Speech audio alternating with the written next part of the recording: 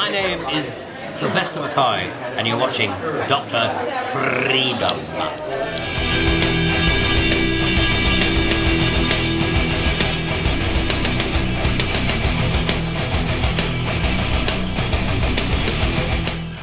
Good evening, kids. Dr. Freedom here. Time for some Doctor Who news. Oh, of course, the whole net's abuzz with the trailer breakdowns and whatnot. I've already done mine, so that's why we're going to stay away from that. There's theories sprouting up all over the place. Some really good stuff, some really weird stuff. Also, I'm hearing some really weird stuff that I can't discuss, but oh well. But it sounds very intriguing. Okay, first off the bat, it's been pretty much confirmed that filming on episode 9 has wrapped. It is done. They are currently filming episode 12, which is the series finale for series 9. So episode 9 of series 9 done. Episode 12, they are now starting on it. I've been hearing some really weird stuff. I'm really looking forward to this series because, oh man, that trailer just has me a buzz. But let's go ahead and let's get really looking into what we have, because the first one off the bat is pretty strange. Okay, this popped up today on SciFiFantasyNetwork.com. Tom Baker and Star Wars. Now, talking to fans at the Day of the Doctors convention in Slough this weekend, Tom Baker, Doctor Who's fourth Doctor, said that he has been cast in the new Star Wars adventures. Now, before I go on, they don't know for sure if he's talking about episode 7, the Force Awakens, or if he's talking about Star Wars Rebels. So keep that in mind. Okay, it says right here, I'm going to be in this new Star Wars thing, and I'm going down to recording some voices for this new character they've created for me very soon. Now, it's not yet clear whether this is a new character for the upcoming movie or if this is for the animated series. Well, I don't know why they even said the Clone Wars, because Clone Wars has been done for a while. So that right there has me wondering, because this was put up on the 9th. I was just double-checking the date to be sure. Okay, Baker's fellow Dr. Sylvester McCoy also talked about his audition and screen test and how close he came to being cast as Bilbo Baggins in the original motion picture trilogy. Because they initially told me I was one of about 8 actors in the running. Then they told me there were 6. Then it was 4. Then it was just 2. And they told me you'll definitely get the job. And who got it? Ian Holm. But I'm quite happy to be considered such great company as with Ian Holm, wonderful actor that he is. Sylvester, of course, went on to play Radagast the Brown in the Jackson's film trilogy adaptation of The Hobbit. Now, more news on Baker's involvement as it develops. So, you see, the thing is, if it was meant to be kept under wraps, you know how Tom Baker is about these things. He don't care. What are they going to do? Fire him? Come on, he's Tom Baker. So, we'll have to keep an eye out for this, see if there's any more on it, that comes up. And that's all I got on it for now. This is the first I actually heard of it. So, I have to say, Elijah Kraling passed me this article earlier today. So, I'm looking forward to finding out more about this if it's true. Now, is this, all right, now this is the crazy stuff that I was talking about. I'm going to leave this one for you to look at. Is this Missy's TARDIS? Who is Maisie Williams playing? 26 questions raised by the Doctor Series 9 trailer. And they have different little bits and all that are snapped out of it if you want to go take a look at them. I know I put some up yesterday, but this trailer has been pretty amazing. Lots of weird stuff coming in. Look, there's Odin. He's looking at you. And, oh my God, the hand's looking at you. Talk to the hand. No, the hand's looking at you. So if you want to go take a look at some more of these, boom, here they are. Okay, Blogger Who resurfaced.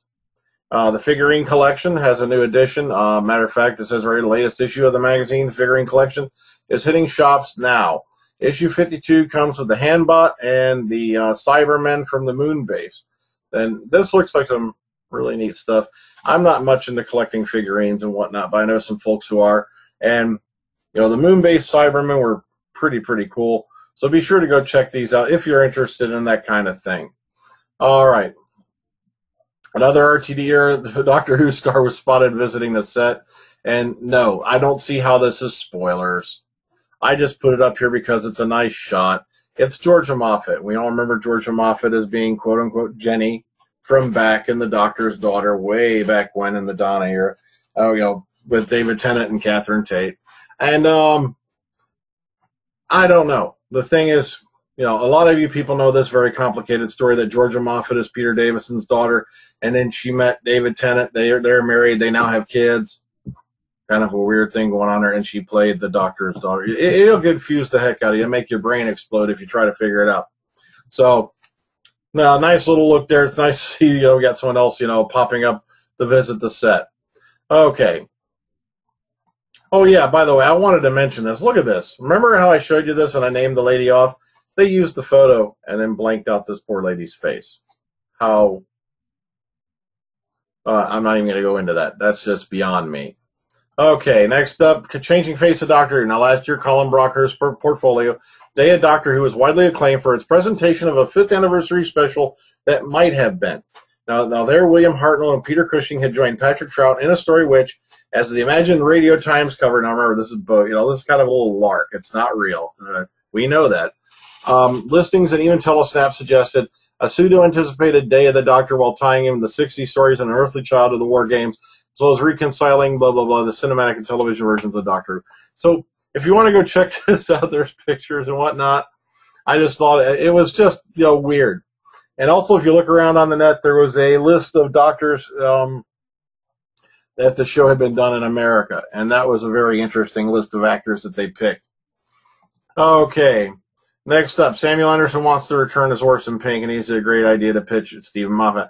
You remember Orson Pink? That guy who was in, like, Listen, you know, Orson, the guy you never hear from him again because Danny Pink is dead.